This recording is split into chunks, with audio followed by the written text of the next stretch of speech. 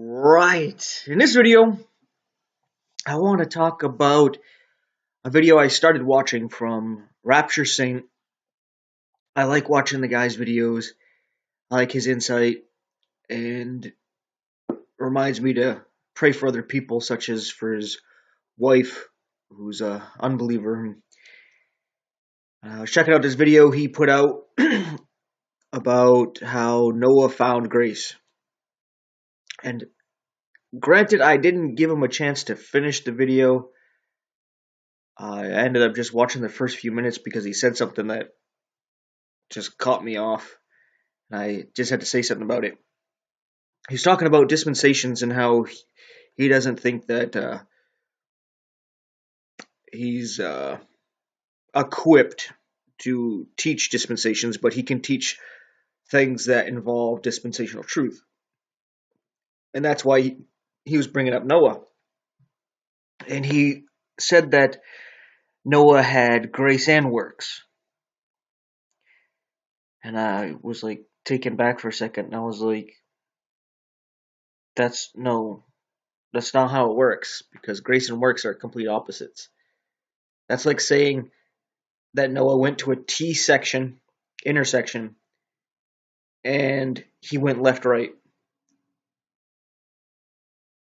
or he went right, left. It's like that doesn't make sense. He had to go left or right. He couldn't go both, right? So how Noah found grace had nothing to do with works, because it says with Noah he found grace in his generations, which is showing his genealogy, right? That's grace, because it has nothing to do with works whatsoever, giving you an example of grace. And I think this is where the Bible first mentions grace, and it's showing you that it has nothing to do with works, right?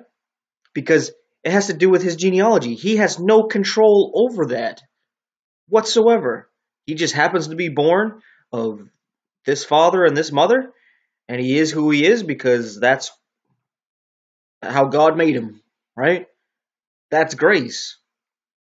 Now, how he was saved was by faith and works, right? He had faith in what God told him, and he started to do the works of building the ark. And he had faith that if he built it, he would be saved, right? So he was chosen by grace, which just had to do with genealogy, and and then he had to do faith and works, right? Now, this is why Noah is an example, not of the church, how some people like to think, oh, we're saved through the tribulation. No, he's actually an example of the 144,000. How are the 144,000 chosen? By grace, just like Paul says that there is still a remnant of Israel chosen by grace in Romans chapter 11, where he makes a clear distinction between grace and works and how they're polar opposites, where if it's of works, then it's no more of grace, and if it's of grace, then it's no more of works, because they're opposites, right? Like if it's cold, it's not hot, and if it's hot, it's not cold. If you mix them together, it's no longer cold or hot, it's just warm, right? So it has to be one or the other. And Noah is a depiction of the 144,000 who are chosen by grace because of their genealogy. As 144,000 are 12,000 from 12 different tribes of Israel. And they're all sealed in their forehead, and Noah is sealed in the ark. Right? So we see this same connection here.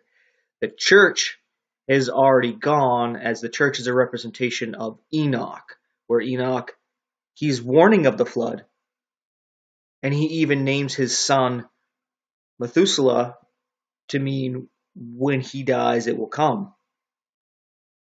So he represents the church warning of what's to come. He's taken. Then God talks to Noah because of grace. And then faith and works, he is then sealed inside of that. Right? Another distinction between the church and Israel right there is that the church has the Holy Spirit sealed within them, while the Israel is actually sealed within the Holy Spirit. So one is inside the Spirit, one has the Spirit within them. Right? It's like a male-female depiction here. Negative, positive polarities or something like that, right? Duality.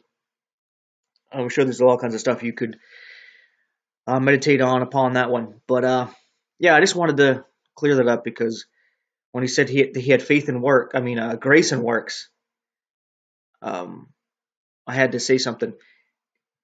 Then again, I didn't finish the video. He might have meant what I'm saying here. He got grace because of his genealogy, and then he did works. That he might be saying the exact same thing I'm saying. So I'm not calling him out and rebuking him so much. And he could have just said it in passing. Sometimes we're talking and sometimes we say things while we're talking about a subject and we didn't realize that we just said something that is contradicting or something that we didn't really mean to say. But yeah, it inspired me to say this. So thanks for watching and take care.